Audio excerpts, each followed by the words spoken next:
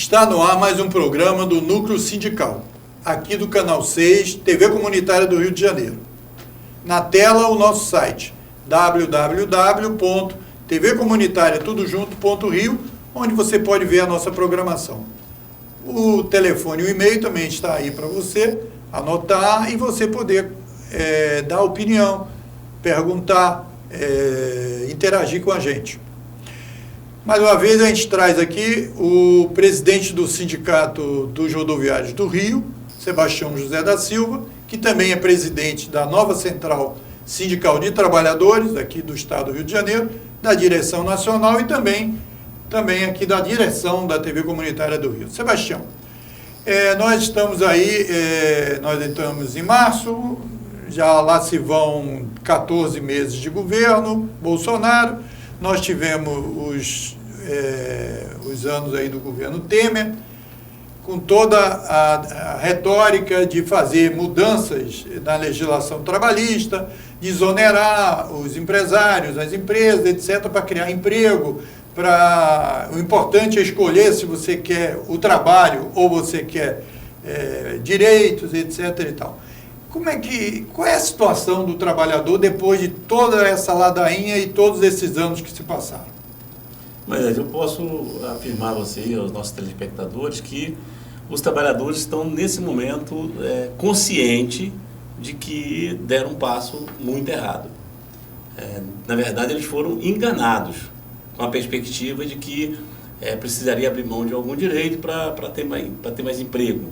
Na verdade, não está tendo nenhuma coisa e nem outra, porque a reforma trabalhista não gerou emprego e a reforma da Previdência, basta ver o que está acontecendo agora com o gargalho que está aí, que nem se aposentar as pessoas estão conseguindo. E fica essa desculpa que é porque está faltando funcionário. Então, na verdade, é uma política extremamente nociva para os trabalhadores, para os brasileiros de um modo geral, né, que visa cada vez mais retirar direito e centralizar a distribuição de renda, que já é uma das piores, né, no Brasil, que é uma vergonha o que nós estamos vivendo hoje. Mas uma das coisas, um dos pontos positivos que eu estou vendo é que as pessoas começaram a ver, né, que tudo não passava de balela. Não tinha nada de desonerar a folha porque ia gerar emprego.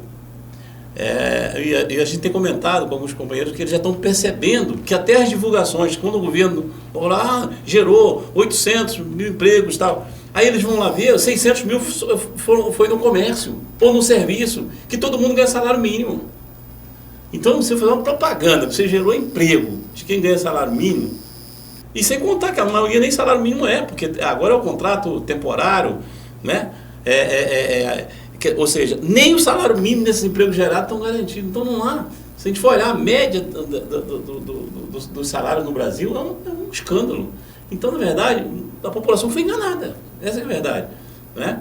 Mas esse é um momento de reflexão e nós, do movimento sindical, estamos vigilantes com relação a isso, mostrando para o trabalhador que ele tem que analisar melhor na hora de dar o seu voto, porque ele não pode cair de novo no conto do vigário. Isso aí que está aí é um verdadeiro conto do vigário. Agora, eles lançaram a tal da carteira verde e amarela, né? Eles tiraram aquela contribuição que era super pequena e tal, para os sindicatos, fizeram uma série dessas medidas, e essas medidas, nenhuma delas surtiu efeito, já era meio preparado? Eu acho que surtiu efeito porque, se a gente for analisar os dados, né, os 10% mais ricos do Brasil estão se dando muito bem com essa política que está aí. Então, algum efeito teve, né? Para os 10%. Na concentração de renda. Na concentração de renda. Porque, na verdade, e agora o trabalhador está percebendo isso, por que ele não atentou quando o governo disse que tinha que reduzir os custos da folha para gerar emprego? E aí o governo reduziu os custos da folha só no que diz respeito aos trabalhadores, e economizou mais para os patrões. Os patrões economizaram e não geraram emprego. Ou seja, houve uma mais centralização de renda. Então, na verdade, tudo isso não passa de um discurso que agora nós temos que ter muita atenção com o que estão fazendo com os servidores públicos. Taxando os servidores públicos de Marajá, isso é uma mentira deslavada. Tá? As maiores categorias de servidores públicos no Brasil, nas 3 esferas, municipais, estaduais e federais, ganham mixaria, tá? Então, se a gente tem lá alguns servidores públicos prestigiados no judiciário, no legislativo, no executivo, que se faça a reforma, que se corte esse privilégio de quem tem privilégio. Não fazer a reforma para tirar a migalha, o salário muito baixo que o servidor público já ganha. Como fizeram para os nossos aposentados, que na média ganham muito, R$ 1.200, e ainda fez uma reforma para reduzir para o salário mínimo, aumento para o salário mínimo. Então isso na verdade, é uma enganação, e que num primeiro momento a sociedade acabou, em função da circunstância, do discurso de passar o Brasil a limpo, de corrupção, de lava-jato, houve uma certa empolgação e a nossa população, o nosso povo acabou votando com o fígado. E votar com o fígado nunca é um bom resultado. Mas esse é um momento que a gente entende, um momento de reflexão, e que certamente nós vamos encontrar um eixo, até porque está muito claro qual é a visão desse governo que está aí. Eu me lembro de acho que uma palestra que você estava dando e tal, eu como jornalista lá cobrindo, que você falou o seguinte: olha, nós temos que ter muito cuidado, e falar para uma plateia de sindicalistas, de que daqui a pouco todo mundo está ganhando salário mínimo, por causa da política de achatamento e tal, etc. Agora parece que piorou mais, né? Porque os caras estão ganhando até menos do que salário mínimo. É uma situação, mas o telespectador que está nos assistindo deve parar para pensar. Gente, a gente anda na cidade hoje, o que a gente vê de pessoas, né, numa bicicleta do Itaú, né, com uma mochila nas costas, fazendo entrega, trabalhando 12, 13, 14 horas por dia, sem nenhuma garantia. É um retrocesso inadmissível. E essas pessoas saíram agora. Né? Por que estão dizendo que agora reduziu de 13% de desempregado, de 13 milhões para 11 milhões e 800, como se isso fosse pouca coisa? Né? Mas reduziu por quê? Porque essas pessoas estão fazendo bico, não estão mais nessa estatística. Porque qualquer uma hora que você trabalha na semana já sai da estatística. Ou seja, é algo assim inadmissível. Né? Essa questão da Previdência Social, como é que você justifica um déficit da Previdência Social, né? E você aí sacrifica os trabalhadores, como estão tentando fazer agora com os servidores públicos, né? Aumentando a sua contribuição, e você retira dos empregadores, né? É o caminho inverso. Em vez de você fazer distribuição de renda, você está concentrando... Você está desonerando e prejudicando a Previdência. E do outro lado... E o trabalhador não falou: eu vou abrir mão, pelo menos eu vou ter emprego. Aí, agora ele perdeu os direitos e o emprego. Aliás, o presidente falou isso, né? Que é muito difícil ser empresário no Brasil. Que os trabalhadores teriam que fazer uma reflexão se eles queriam um emprego ou se queriam um direito, né? Aí parece que os trabalhadores acreditaram que era melhor ter emprego, ainda que não fosse com todos os direitos, né? Agora eles não têm nem os direitos nem o emprego. Porque, na verdade, a carteira verde e amarela, que eles estão alarmando aí, é basicamente um retrocesso nas relações de trabalho inadmissível, né? Mas haverá reação, não tenho dúvida disso. Isso. Agora, Sebastião, porque isso também veio, você chegou a citar isso, com uma tentativa de destruição da organização dos trabalhadores, né? Você acha que nesse processo de consciência, de que você está identificando, que você sente que as pessoas estão vendo que foram ludibriadas, que estavam enganadas com esse discurso todo bonitinho e tal, eles vão perceber também essa questão, porque eles tiraram o valor que se dava para os sindicatos, querendo conquistar os trabalhadores. E agora não tem nenhum instrumento para lutar contra essa situação. Como é que é isso aí? Eu vejo que isso aí é uma questão mais ampla, mas dá para pensar o seguinte: é uma estratégia de demonizar aqueles que podem atrapalhar o seu projeto, enfraquecer, para depois passar o seu projeto. Então, veja, isso foi feito e vem sendo feito gradativamente, né? Se a gente seguir o exemplo da Lava Jato, por exemplo, ela desmoralizou os políticos no Brasil, enfraqueceu, né, para trazer os seus agentes para o poder, para colocar... Para trazer outros políticos, né? Outros políticos, outros projetos, não é? Então tem gente aí... O próprio Moro, né? Não, isso é um absurdo. Então, é o seguinte, tipo assim, eu sou contra servidor público, judiciário participar do projeto político, não. Mas larga a caneta lá e vai fazer política. mas não pode usar a caneta para fazer política. Aí há um desequilíbrio. Então, o que aconteceu? Do jeito que se fez uma campanha contra as entidades sindicais, enfraqueceram as entidades sindicais, primeiro politicamente, com uma campanha depreciativa, uma campanha, né, inverídica, porque maus trabalhadores, todas as categorias têm os bons e os maus, né? É o caso da Polícia Militar. Está cheio de miliciano, mas temos que entender que a nossa Polícia Militar é um órgão essencial para o nosso Estado, né? Para a democracia. Né? Uma força auxiliada. Então a gente não pode demonizar a categoria, a polícia, porque tem miliciano no meio da polícia. A gente tem que tirar os milicianos do meio da polícia. E mas não pode demonizar. Porque tem corrupto. Exato. E a política porque tem corrupto. Então não pode demonizar. Engenheiro porque caiu um prédio. Exatamente. Então o que eles fizeram? Demonizaram, enfraqueceram para trazer aqueles que disseram assim, nós não fazemos parte nada disso aqui, nós somos outros, nós vamos passar tudo ali, nós somos certinhos. E aí chegamos aonde chegamos. O mesmo processo eles fizeram com o movimento sindical. Primeiro eles tentaram enfraquecer a representação dos trabalhadores com essa campanha depreciativa. Não foi suficiente. Aí o que eles fizeram? Não, a gente primeiro desgasta eles, depois a gente vai lá e corta a receita. Porque aí não tem nem credibilidade dos seus representados e muito menos recurso. Aí a gente passa tudo. Foi o que eles fizeram. Exatamente isso que eles fizeram. Agora, o mais covarde disso tudo é que eles fizeram isso com a representação dos trabalhadores. Né? Porque você vai para a Organização Sindical Brasileira, a CLT, ela equipara os dois lados. Né? Então você tem representação de trabalhadores, você tem representação de empregador. É o tal do nome da isonomia. Da isonomia. Então o que você fez? Pô, você manteve as instituições de trabalhadores, de empregadores fortes no poder, né? E foi lá e botou a guilhotina nos trabalhadores. Então, o patrão já é autossuficiente, já tem eu diria, um poder muito maior do que a classe trabalhadora, ainda está empoderado pela instituição que não foi mexida na sua representatividade, tá certo? E enfraqueceu para quê? Para passar o que está passando. Então, isso não é algo isolado, isso é um contexto, né? Isso é um jogo que foi jogado, né? É a mesma coisa, as pessoas me perguntam, mas na rua é uma pergunta difícil do sindicalista responder. Mas você é a favor da corrupção? Porque se é contra a Lava Jato, eu não sou contra a Lava Jato. Muito pelo contrário. Eu sou a favor. Corrupção tem que ser combatida. Agora, precisa parar o Brasil? Precisa parar as empresas? Precisa gerar 13 milhões de desempregados para justificar uma operação? CNPJ vai para a cadeia?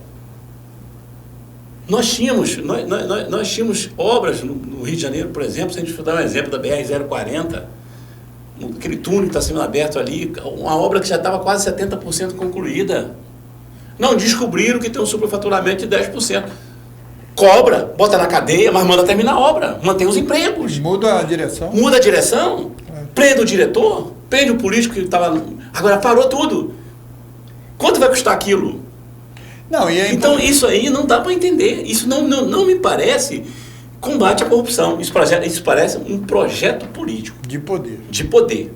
Essa é a verdade. E dando elementos aí do que você falou, porque é o seguinte, a corrupção, ela existe em todos os países. Na Alemanha, mas ninguém fez isso. Exatamente, é isso que é. Ninguém estragou a sua economia. Na Alemanha, a Volks, né, a Volks, que é alemã, nos Estados Unidos foi condenada porque descobriram o negócio lá de poluição, que eles tinham manipulado o negócio da poluição. Porque os carros pareciam que não estavam poluindo e tal. Eles pegaram o quê? A direção saiu, mas a Volks não deixou de fabricar nenhum automóvel. E aí a gente tem as maiores construtoras brasileiras, né, que estavam pegando, inclusive, serviços no exterior e tal, etc., sendo substituídas por outras empresas e deixando os trabalhadores na mão. Essa é uma estratégia de poder. Uma estratégia de poder. Em vez do cara fazer um partido, o cara faz uma Lava Jato. Certo? Porque o partido... Tem muito mais poder aliança, exatamente. Não tem nenhum partido do Brasil que tem o poder que a Lava Jato tem. Exatamente. Os cara, e depois foi descoberto que eles queriam até um fundo de dinheiro, né? 2 bilhões e tal, etc., da Petrobras para a Lava Jato. Isso foi bloqueado pela Justiça. Então, quer dizer... Agora, você falou que vai ter reação. Você sente que está havendo uma reação? Eu sinto porque tem algo que está despertando toda a sociedade, independente desses extremos de direita, de esquerda, A minha visão é o seguinte: o capital está na direita, o capital está na esquerda, então o capital selvagem, ele não tem lado. E é ele que está imperando aí. Então essa disputa, né, de extrema-direita, esquerda no Brasil, isso é engodo, é para enganar o povo. Mas, na verdade, o que tem em jogo no Brasil, e o que eu acho, e estou acreditando que haverá alguma reação, é a democracia. A democracia corre sério risco. E ela não corre risco com o governo Bolsonaro, não. Ela corre risco com o Moro. Ele é muito pior do que o Bolsonaro. Porque ele premeditou tudo isso que está aí. Ele é um agente.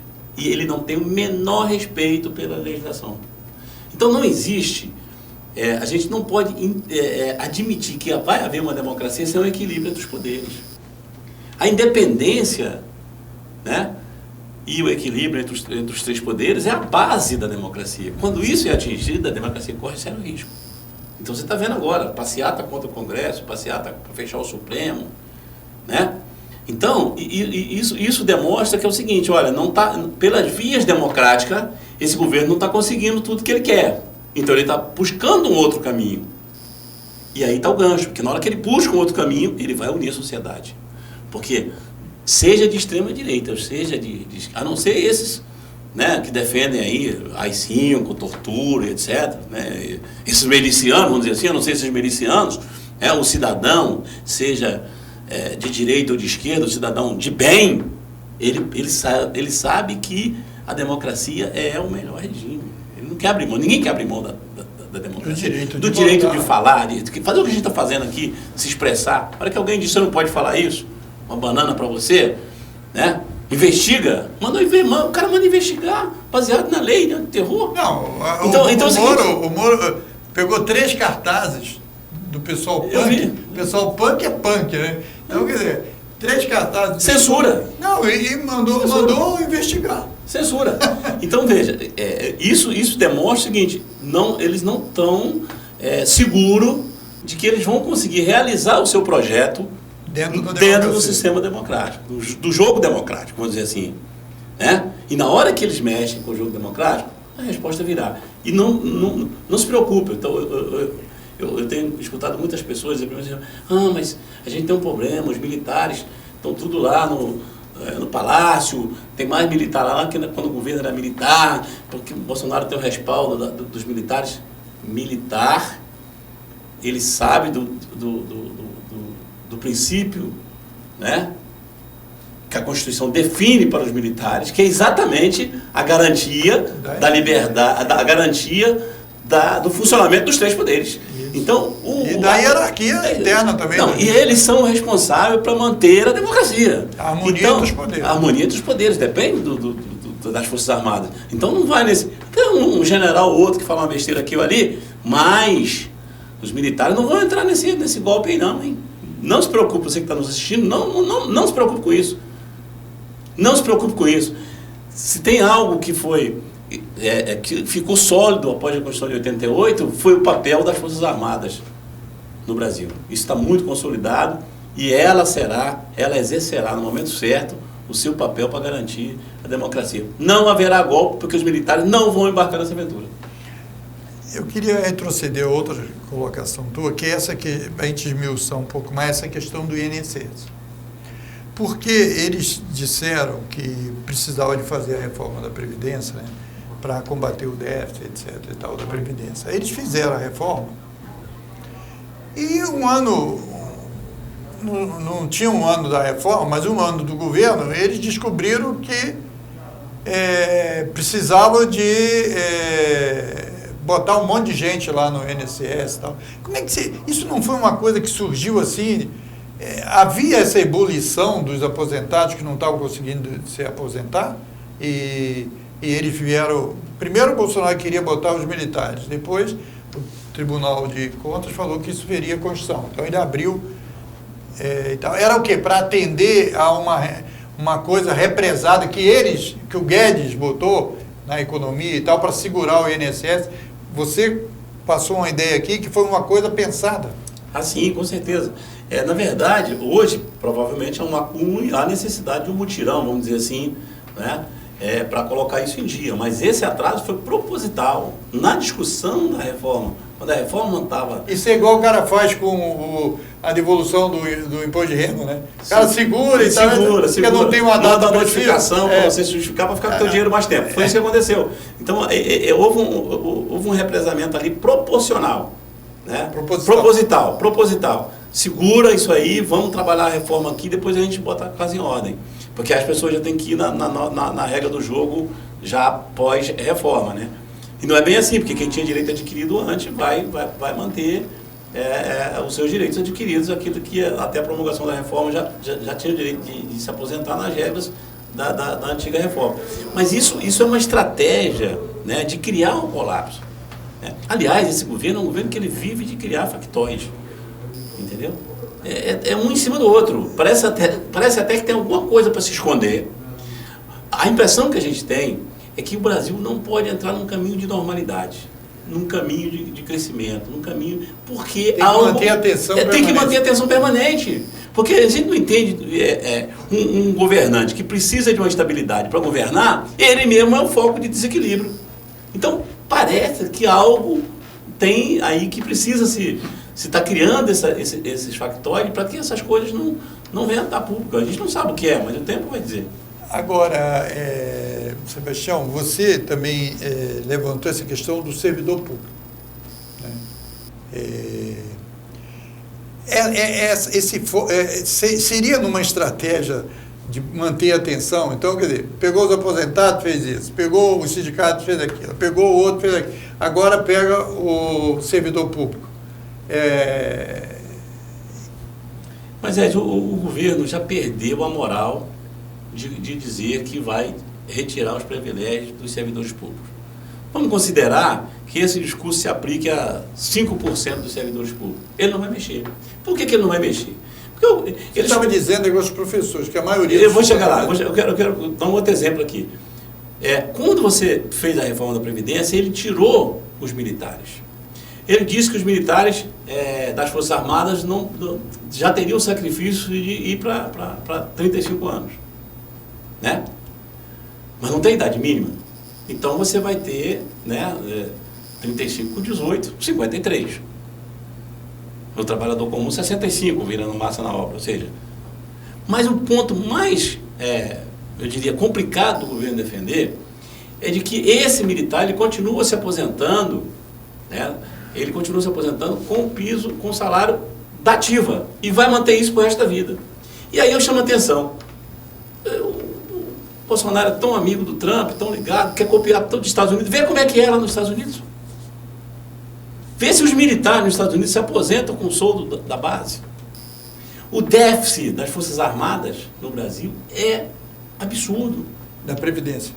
Da Previdência deles. Dos militares, né? Então não vai mexer. Então também não vai ter coragem de mexer com esses 5% privilegiados dos servidores públicos. Eles vão fazer com a reforma do servidor público que eles fizeram com a reforma do INSS. Vão arrebentar com aquele que já ganha muito pouco. Porque não tem coragem de mexer com os marajás. Essa que é a verdade. Não tem coragem de mexer. Essa elite que ganha lá o teto, eles não vão mexer. Eles não vão mexer. Agora vai mexer com o professor? Com o policial militar? Vai mexer com agente da saúde pública? Qual é a categoria no Brasil que ganha? Que ganha esse absurdo? Não tem. O que eles querem é terceirizar. O que eles querem é privatizar. O que eles querem é acabar com o concurso público para voltar ao que era na época de Dom Pedro. Chega aos cargos públicos, quem for amigo do rei. E tudo provisório. Tudo provisório. Tudo provisório. Com o discurso que tem que ter produtividade, tem que ter isso, tem que ter concorrência. Não há urgência. Né? Então pega o provisório e você indica. Aí manda os caras, os amigos. Então é o seguinte, é um retrocesso. É um retrocesso, porque aí você elimina o que eles tanto prezam da meritocracia, né? Que os concursos públicos fazem com que as pessoas tenham que se preparar para passar no concurso público. A partir do momento que vai ser terceirizado, vai contratar aí por temporada, aí é o seguinte, amigo do rei, vai todo mundo lá e vai dar certo. Então isso é um risco, tá? Então a gente tem que estar muito atento com essa questão da reforma da Previdência, sem deixar de dizer que tem que ter reforma. Tem que tirar privilégio de quem tem privilégio. Agora, não pode ser o fizer da reforma da Previdência. Tirou o privilégio de quem não tinha o que comer. Então, se ganhar R$ 1.500 como aposentado na Previdência, tem privilégio. E aí tem que reduzir para um salário mínimo ou menos que um salário mínimo. Aí realmente é complicado. Agora, a palavra final, presidente. Você afirmou aí para o povo que está nos assistindo de que pode ficar tranquilo que o nego não vai romper a democracia e tal, etc. Da onde vem essa certeza e tal sua? Estão planejadas aí várias manifestações e tal, etc. Nunca parou de ter manifestação, mesmo tirando o dinheiro dos sindicatos, mesmo porque as pessoas são contra, elas vão se manifestar. Como é que você termina aí, faz uma mensagem aí, final aí para o que você acha dessa? Não, primeiro que eu acho que a gente vive um período de 88 para cá, de que com todos os problemas que nós tivemos, houve uma certa consolidação da democracia no nosso país, com todos os defeitos, que é inerente ao sistema democrático. Segundo, é que os agentes, né, eu diria, os agentes públicos que não estão, eu diria, fomentando esse projeto de poder, porque não pensa que golpe é um projeto de poder. É alguém que quer fazer algo que está percebendo que pela via democrática não é possível. E aí quer quebrar a regra. Então, isso não, o que nos dá tranquilidade é que isso vai fazer com que se reduza eu diria, esses dois extremos, né? E haja um eixo que vai nos unir a sociedade brasileira. Primeiro, vamos defender a democracia. Sem democracia, não haverá desenvolvimento. Sem democracia, não haverá justiça social. Então, acho que isso é o que nos dá um pouco de segurança, de que isso vai, de certa forma, já está canalizando o nosso povo para entender que a bandeira principal hoje é a defesa da democracia, porque sem democracia não tem crescimento, não tem distribuição de renda, não tem Estado de direito. Eu conversei aqui com o presidente da nova Central Sindical de Trabalhadores do Estado do Rio de Janeiro e presidente do Sindicato dos Rodoviários do Rio, dirigente aqui da nossa TV e também da nova Central Nacional, Sebastião José da Silva. Obrigado, Sebastião. Eu quero agradecer a sua paciência, a sua audiência de mais um programa do Núcleo Sindical, aqui da TV Comunitária, Canal 6 da NET. O nosso telefone está na sua tela e o e-mail para você opinar sobre essa entrevista ou qualquer outra opinião sua.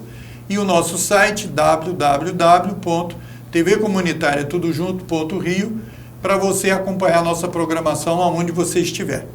Até um próximo Núcleo Sindical aqui do Canal 6.